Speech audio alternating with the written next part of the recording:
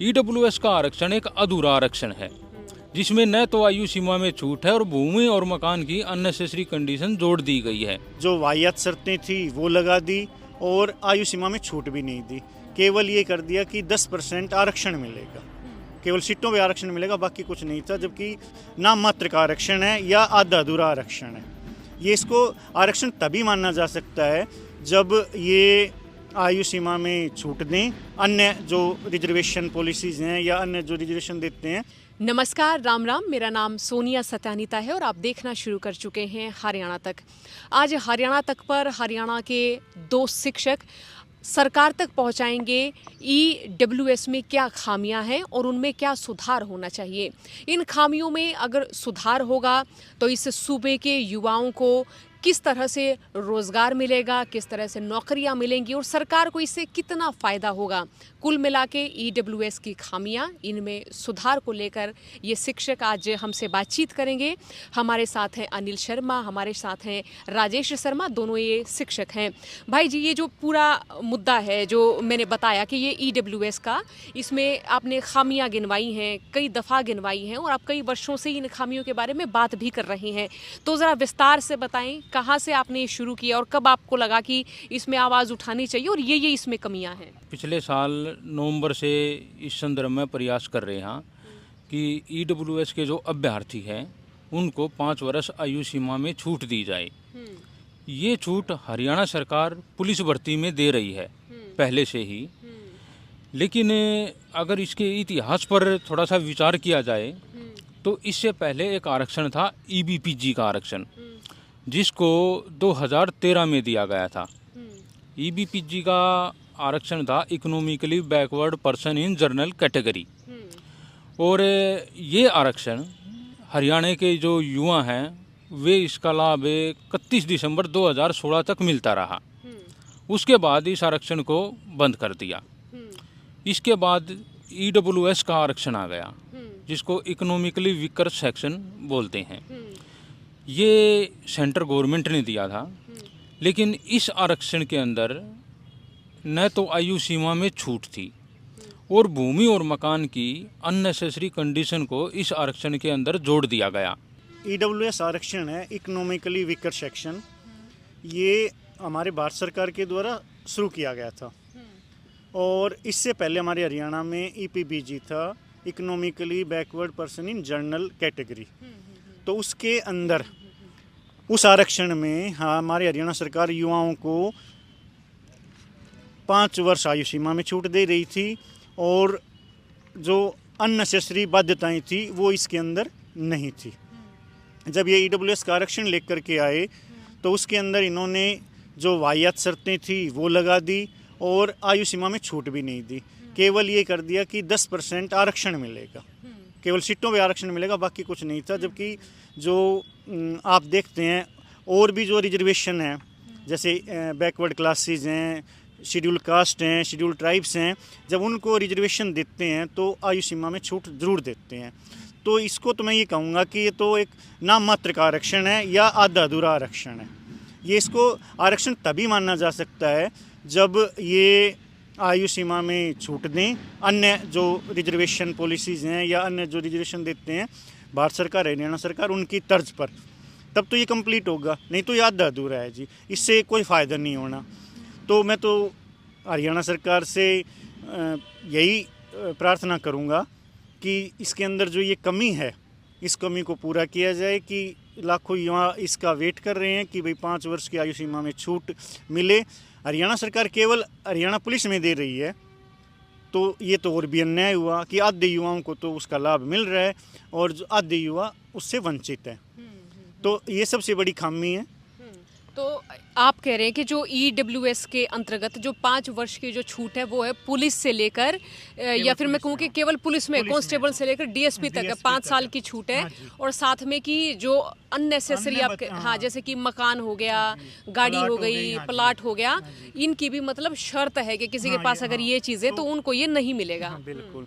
तो जैसे अभी आपने कहा कि जैसे हरियाणा सरकार ईडब्ल्यूएस में केवल 5 वर्ष की आयु सीमा में छूट केवल पुलिस डिपार्टमेंट में दे रही है, बाकी और जो डिपार्टमेंट है उनमें नहीं दे रही। तो मैं तो इसे देखो एक इंसाफ मतलब नाइंसाफ़ी कहूँगा, अन्याय ही कहूँगा कि आधे युवाओं को तो लाभ मिल रहा है, आधे युवाओं को नहीं मिल रहा। तो सबसे बड़ी इसकी खामी ये है।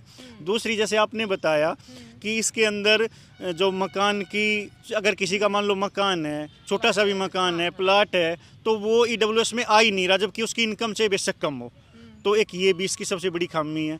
तो मैं सरकार से आग्रह करूंगा कि इसके ऊपर भी ध्यान दें, मुख्यमंत्री जी इस पे भी ध्यान दें। तो ये सबसे बड़ा एक ये है। दूसरा ये है जी, देखो हरियाणा के अलावा हमारे जो देश में 7 अन्य ऐसे स्टेट हैं, जैसे गुजरात है, राजस्थान है और तेलंगाना है, महाराष्ट्र, जम्मू कश्मीर है। ये EWS को, जो इकोनॉमिकली वीकर सेक्शन है, उनको सभी भर्तियों में, मतलब सभी डिपार्टमेंट की जो भर्तियां हैं उनके अंदर 5 वर्ष की आयु सीमा में छूट दे रही है। तो फिर हमारा हरियाणा क्यों नहीं दे सकता?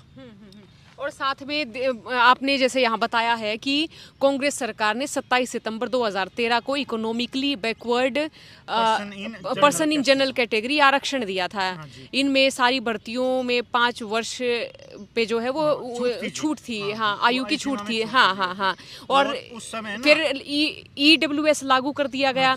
तो इस दौरान जो भर्तियाँ हुई, तो क्या वो भर्ती पर हैं वो व्यक्ति जो उस समय भर्ती अगर चयनित हुए होंगे तो हैं बहन जी। वे 1374 बच्चे थे जो EBPG के अंतर्गत थे। उन सभी को ज्वाइनिंग दे रखी है। उन सिर्फ 5-4 बच्चे हैं, नहीं तो सभी को ज्वाइनिंग दे दी गई है।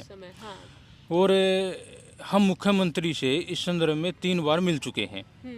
जब हम मुख्यमंत्री जी से मिले तो मुख्यमंत्री जी ने मध्य प्रदेश के एक केस का हवाला देते हुए ये कहा था कि भाई ये आरक्षण तो कोर्ट ने खारिज कर दिया है, यानी कि आपका जो आयु सीमा छूट का मैटर है वो कोर्ट ने खारिज कर दिया। तो मैं मुख्यमंत्री को सच्चाई से अवगत कराना चाहता हूँ कि उसमें UPSC के कुछ स्टूडेंट थे जिन्होंने ये केस जबलपुर हाई कोर्ट में डाला था, और उनकी याचिका को खारिज करते हुए कोर्ट ने ये बोला था कि ये पॉलिसी मैटर है, सरकार चाहे तो दे सकती है। हरियाणा सरकार को दिक्कत नहीं होनी चाहिए, क्योंकि इससे पहले जो EBPG का आरक्षण था उसमें भी इस तरह की आयु सीमा की छूट थी। और रही बात प्लॉट की और भूमि की अननेसेसरी कंडीशन की, तो एक व्यक्ति है, उसका एक गांव में प्लॉट है, एक गुड़गांव में चंडीगढ़ में प्लॉट है। उनकी दोनों की जो कीमत है उसमें रात दिन का अंतर है, लेकिन दोनों ही की कीमत में रात दिन का अंतर है और दोनों ही EWS से बाहर है। तो मैं सरकार से प्रार्थना करता हूं कि भाई जो अननेसेसरी कंडीशन है भूमि और मकान की, उसको हटाया जाए। और अगर ये हटा दिया तो इससे आप क्या मानते हैं कि क्या फ़र्क पड़ेगा युवाओं की नौकरी पर, रोज़गार पर?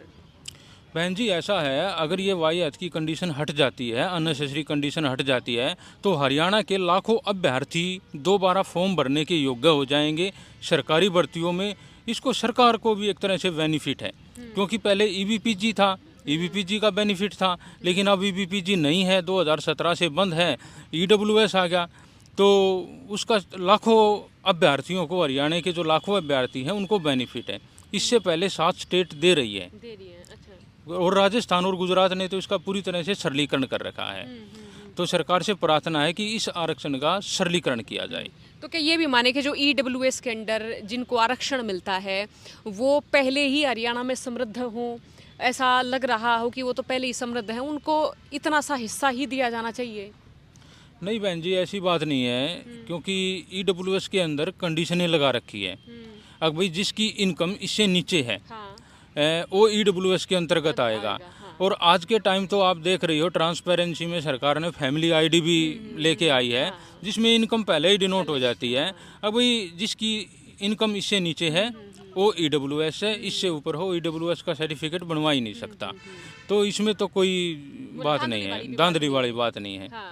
और मैं एक और बात कहना चाहूँगा जी, जैसे हमारी जो संविधान है उसकी ही ये पॉलिसी थी कि हम जो आरक्षण देंगे वो जातिगत कुछ समय के लिए होगा। और जो हमारी सरकार है, भारत सरकार है या हरियाणा सरकार है, वो भी ये कहती है कि जो आरक्षण है वो जातिगत आधार पर ना होकर के आर्थिक आधार पे होना चाहिए। तो अब ये आर्थिक आधार पे केवल एक ही आरक्षण दे रहे हैं EWS को, इकोनॉमिकली वीकर सेक्शन को, और वो दे रहे हैं जी आधा अधूरा। उसके अंदर मतलब छूट ही नहीं है, केवल नाम मात्र का है जी। 10% हम रिजर्वेशन दे रहे हैं। लेकिन अगर उसकी बात करें रिजर्वेशन में, जैसे SC और ST की थी, उनको आयु सीमा में छूट मिल रही है ना, उनके ऊपर जैसे भाई इनकम वगैरह का कोई क्राइटेरिया होता है। तो मैं इसमें ये भी जोड़ना चाहूँगा, उसमें देखो जब मतलब इनकम तक का नहीं है, चलो इसमें आप इनकम का कर रहे हो, तो उनकी जो और जो छूट मिल रही हैं, जैसे शेड्यूल कास्ट को मिल रही हैं, शेड्यूल ट्राइब्स को मिल रही हैं, अब बैकवर्ड क्लास को मिल रही हैं, तो वो छूट इनको भी मिलनी चाहिए। जनरल कास्ट में जो इकोनॉमिकली वीक हैं उन बच्चों को भी ये छूट मिलनी चाहिए।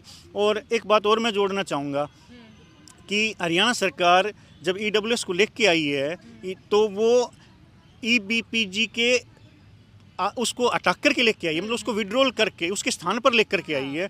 तो जो हरियाणा के युवा हैं वो EPBJ में जो मिलता था आरक्षण, economically backward person in general caste, उसमें जो सुविधाएं मिलती थी, जो छूट मिलती थी, उसके हकदार हैं। चाहे उसका नाम बदल के वो EWS कर दे हमारी हरियाणा सरकार। तो ये पॉलिसी जो EWS हरियाणा में जो लागू हो रही है ये आधी अधूरी है। तो मुख्यमंत्री जी आपसे विनम्र प्रार्थना है कि आप इसको सुधारें, आप इसको ठीक करें, और हरियाणा के जो बच्चे हैं उनको हरियाणा पुलिस के साथ साथ अन्य जो भर्तियां हैं उनमें भी आप 5 वर्ष की आयु सीमा में छूट दें, और जो मकान की, प्लॉट की जो अननेसेसरी कंडीशन है उनको भी आप हटाएं। और एक चीज़ और जी, देखिए आप economically backward person in general caste, उसको नोटिफिकेशन में भी इन्होंने लिखा हुआ है जी कि हम इसको विड्रॉल कर रहे हैं और EWS लेके आ रहे हैं। तो इसका ये मतलब आपका दायित्व बनता है कि वो जो छूट मिल रही थी EPPG में, यानी economically backward person in general caste, वो की वो छूट आप EWS में भी दें। जी हैं, उनके जो OSD थे राजेश खुल्लर जी, उनसे भी मिले थे। सबसे पहले हम उनसे मिले थे और उनको हमने जैसे प्रार्थना पत्र भी दिया था। तो उन्होंने इसको रिकमेंड कर दिया था कि ये जो हमारे सेक्रेटरी हैं वो इसको जो है ना वो इसको करेंगे, मतलब तो उन्होंने इसको कर दिया था, फाइल भी बना दी थी जी। और वो फाइल है ना जो हमारा जो HR डिपार्टमेंट है, जो सेक्रेटरीट है चंडीगढ़, उसके अंदर चक्कर काट रही है जी। हम उसको मतलब कई बार उसकी वो ले चुके हैं, 1 साल से जी। तो मतलब उसमें कोई वो नहीं है, तो इसमें मतलब डिले हो रहा है जी। तो हम आपके चैनल के माध्यम से सरकार से ये मांग करते हैं कि इसको आप डिले ना करके जितना जल्दी हो सके आप इसको मतलब घोषणा करें।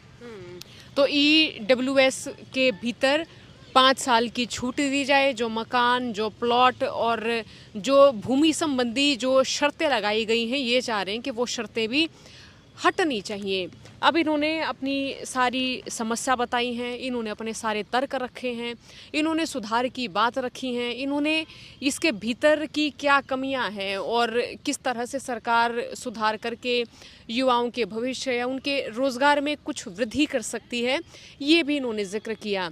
अब विंटर सेशन है, अब देखना होगा कि ये बात जब सरकार तक पहुंचती है तो क्या सरकार की ओर से इसमें अमल लाया जाता है। आपने बातचीत सुनी, आप सभी का बहुत बहुत शुक्रिया।